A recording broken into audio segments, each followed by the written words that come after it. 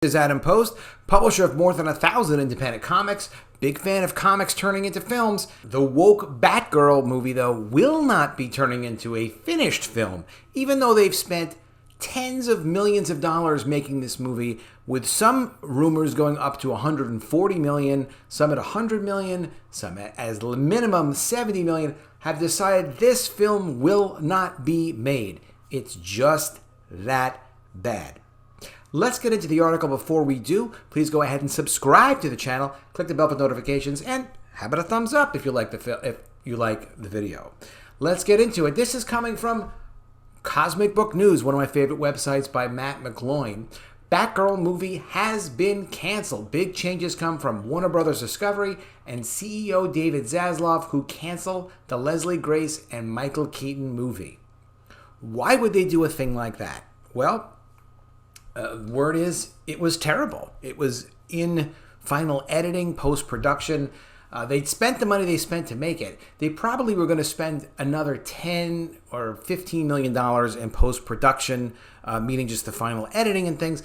And in addition to that, they'd have to do some sort of promotion for it. Even if it was going to be just direct to their streaming service, they need to let people know. So something like that's going to be $5 or $10 million at an absolute bare minimum, even if it's just for the streaming service.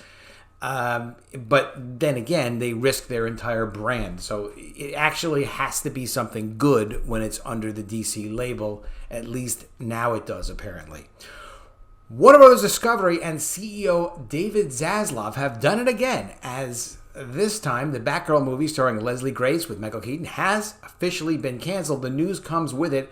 Learned that Batgirl has completed filming and was in the final stages of post-production and was supposed to have been released on HBO Max later this year. But Batgirl has been shelved anyway. According to the trades, or the industry publications, Hollywood Reporter, Deadline, Batgirl won't be released on the HBO Max streaming service, theatrically, or on any platform. They're going to hide it. They're going to Fantastic Four this thing. Put it in a box, no one's going to know. Batgirl test screenings were a disaster. That's the word. The New York Post, which first reported on it, reports test screenings for audiences were a complete disaster, with Collider's Stephen Weintraub adding, he heard the Batgirl is not good, and that is him being nice. Batgirl was set to star Leslie Grace, it did star, just you'll never see her, as the first Latina Batgirl, and Barbara Gordon as was the daughter of Justice League's J.K. Simmons Commissioner Gordon, with Michael Keaton in a mentor role following his debut in The Flash, and Brendan Fraser as the villain Firefly. Seeing Batman as a mentor role, that's cool. The original Michael Keaton Batman, okay, that's cool. I saw him in the 1980s when they brought Batman back. Very, very cool. Brendan Fraser, I'm iffy on, but didn't come together. The film was directed by Bad Boys for Life filmmakers Adil El Aribi and Bilal Fallah, who also directed episodes of Ms. Marvel. Marvel's least watched show on Disney Plus, from a screenplay by Birds of Prey, oh boy, and Flash writer Christina Hodson.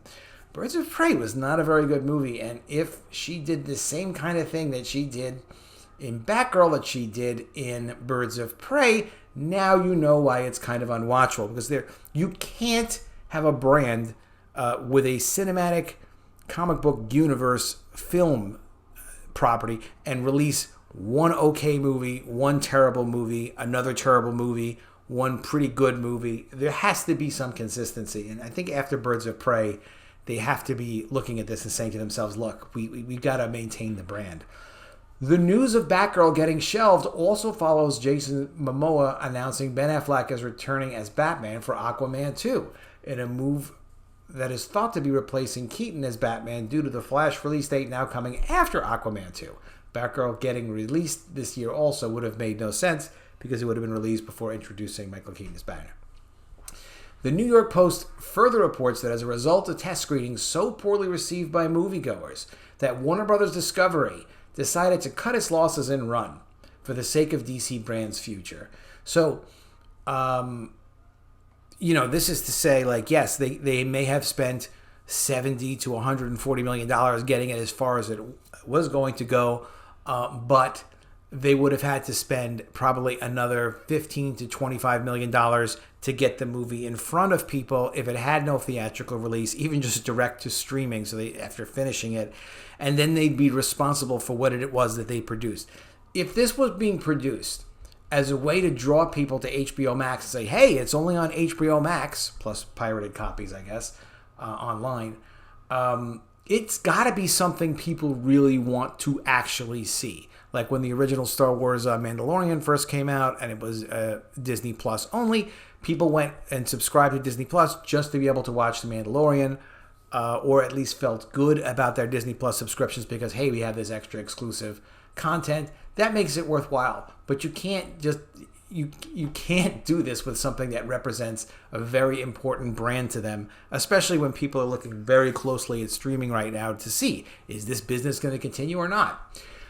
Batgirl was too low budget to meet fan expectations. The news also follows Toby Emmerich leaving Warner Brothers in June to form his own production company, with MGM's Michael DeLuca and Pam Abdi taking over. And while it's not mentioned in the article, Disney and Marvel's Alan Horn has now signed with WDB, Warner Bros. Discovery, and will consult on its films, including the DC Universe. They still need somebody as leadership at the DC Universe, which they don't seem to have. And they need to have a vision that they sign off on, and then they need to invest a couple $2 billion in several films executing on that vision. You know, it makes you wonder, how in God's name did Doctor Strange actually do, like, as much as it did, $850 million plus dollars. How? And the answer is, while it was okay as a movie, it was just okay, but it was so intertwined in the cinematic universe. It was so intertwined in the continuity of the story that people want to see what's going to happen next. Doctor Strange was just in a film with Spider-Man, so you want to see, like, well, okay, I saw him in Spider-Man. What's his Doctor Strange movie all about? You're going to drag in extra people with that. And people also, when they're invested in a story, and they're invested in a brand, they don't want to miss out on parts of it. So it's important that they have an ability to see the next one. When it's Batgirl and you mix in Batman, this could have been a huge embarrassment for them, and it could have damaged Batman and their company forever. Or, God forbid, David Zaslav could have had himself thrown out of the company. They can't afford to make obvious mistakes. The Hollywood Reporter also adds that shelving is a cost-cutting measure by Warner Brothers Discovery and CEO David Zaslav, as they are refocusing Warner on creating theatrical films rather than projects for streaming on HBO Max, which was a priority under the former administration and Warner Media CEO Jason Kilar. This is not a cost-saving maneuver. I don't agree with that. I mean, this would be a case of throwing good money after bad, where they would say, okay, we got to spend another $20-25 million on promoting and getting this bomb to be finished. No, we're not going to do that. You know, they're not going to do that. It's not cost cutting.